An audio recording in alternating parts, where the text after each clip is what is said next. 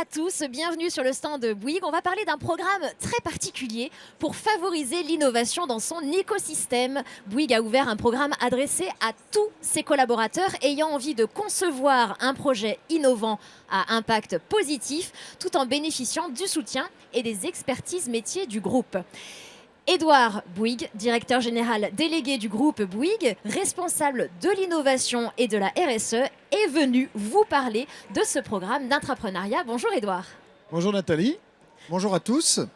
J'entendais des applaudissements très loin, malheureusement ce n'était pas pour moi. Mais Bientôt, ça va venir. je suis très heureux d'être là.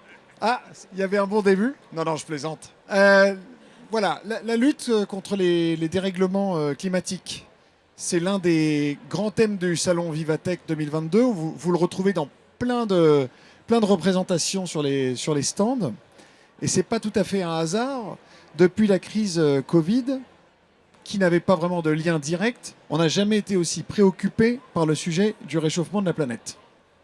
La crise sanitaire nous a montré à quel point nous, et le système dans lequel nous vivons, nous sommes fragiles.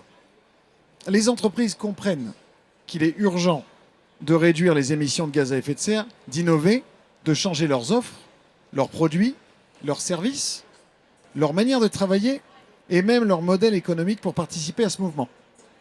Vivatech, c'est avant tout un salon de l'innovation, je ne vous apprends rien, des nouvelles technologies bien sûr, mais qui représente une chance en fournissant toute une gamme de moyens pour progresser dans le sens d'une plus grande responsabilité collective.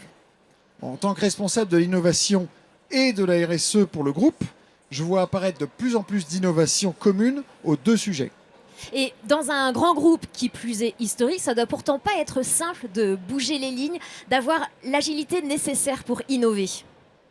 Oui, tout à fait. Et plus le groupe est grand, je dirais, plus c'est difficile. Dans une entreprise de la taille du groupe Bouygues, l'innovation, bien souvent, elle est traitée comme une anomalie.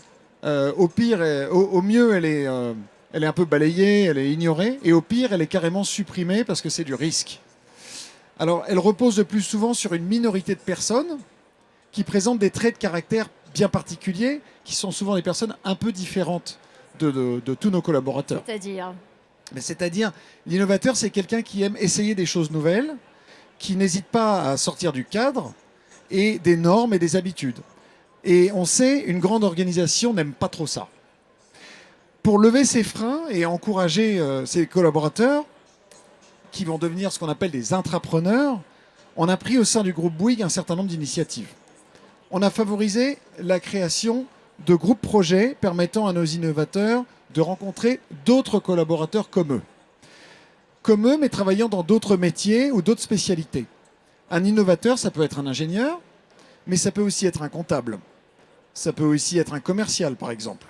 Le croisement des différentes visions de ces différentes spécialités sont complémentaires et apportent à l'innovation les compétences de chacun. Ces différentes compétences sont une vraie source d'émulation et de créativité. Ces collaborateurs qui souhaitent innover, nous les formons à des méthodes agiles, reposant sur le design thinking, c'est-à-dire l'observation des pratiques des utilisateurs et la réalisation d'offres tests pour apprendre rapidement des erreurs.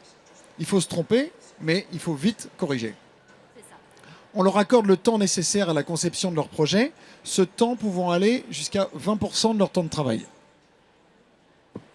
On investit les sommes nécessaires au développement d'un certain nombre de ces démarches à l'initiative du comité de direction générale.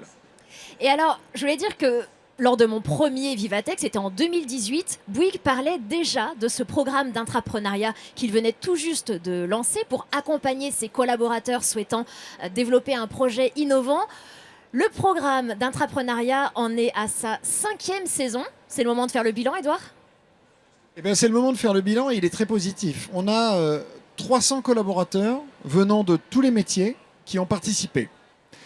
75 projets ont été étudiés et 15 sont arrivés au niveau de maturation, débouchant sur la création de start-up ou le développement de nouvelles offres pour l'entreprise.